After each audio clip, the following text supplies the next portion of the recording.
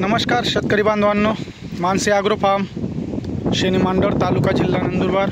मी चंद्रकांत माळी आपले स्वागत करतो शेतकरी बांधवांचे। हाय आपला आज 17 एप्रिल। हवाई खूप जास्त प्रमाणात चालू आहे आणि नेमकं ह्या जो भाग आहे आपला, हे जे शेत आहे हे पूर्ण एवढ्या एरियाच्या उंच भाग आहे, त्यामुळं खूप जास्त हवाई लागते याला। आज व्हिडिओ बनवण्याचा मुद्दा म्हणजे खूप महत्त्वाची गोष्ट आहे आज सांगतो। जॉब प्लस शेती करत असताना थोडा वेळ हा कमीच भेटतो आपल्याला। त्या कारणास्तव एक थोडा अडचण आली आपल्याला की, आणि इतरही शेतकरी बांधवांनो, बागेला कळी लागल्यानंतर तर हार्वेस्टिंगपर्यंत खूप लक्ष देणं महत्त्वाचं आहे।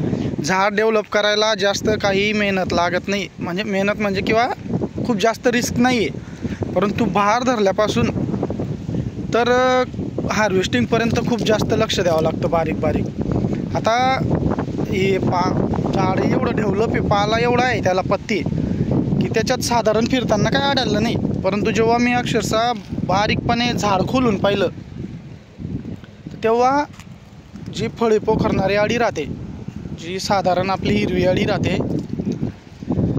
खूप म्हणजे खूप नाही पण ठराविक 2च झाडांवर दिसलं ते, तरी फळं अक्षरशः छिद्र पडत होती फळांना। नेमकं काय अडचण असावी ते सगळ्यात महत्त्वाचं लक्षात आलं। जे आपण बागेत तण होतो, घास होते, गवत होतं, ते वाढल्यामुळं देखील हा अडचण येतं। बाकी आता बरेच शेतकरी म्हणतात की उन्हाचं तीव्रता कमी होण्यासाठी, थंडावर राहण्यासाठी आपण बागेत काही आंतरपीक घेतात किंवा राहू देतात, परंतु त्याला ही देखील एक मोठी अडचण आहे। तो तुम्हाला दाखवतो। फिरत असताना अक्षरशः झाड खोलून बारीक बघितलं तेव्हा ते आढळलं अक्षरशः फळांना काही आडीने इफेक्ट केलेलं आहे। आता हे तुम्ही बघू शकता,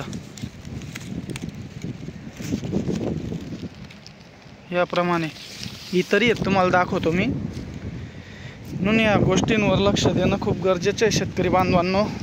शेती आहे शेवटी, अडचणी तर काही ना काही येत राहतात। सेटिंग तर खूप उत्तम प्रकारे चालली आहे आपली, तुम्ही बघू शकता। हे बघा, ह्याप्रमाणे आता हे एवढं फळ झालेलं, हे पहा, याप्रमाणे हे असं पोखरून जातं, आळी छिद्रे पडतात। हे जे आपलं शेतात तण वाढतं त्याच्यात ही आळी तयार होते, पाने खाणारी, आणि तीच वरती झाडावर चढून तिनेच हे फळं डॅमेज केलेले आहेत।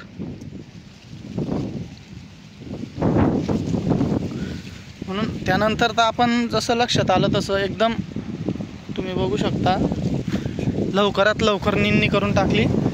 परंतु या थोडाफार अडचणी येत राहतात। तसं तर आपल्याला सेटिंग ही खूप भरपूर प्रमाणात आहे, थिनिंग तर आपल्याला करावीच लागणार आहे,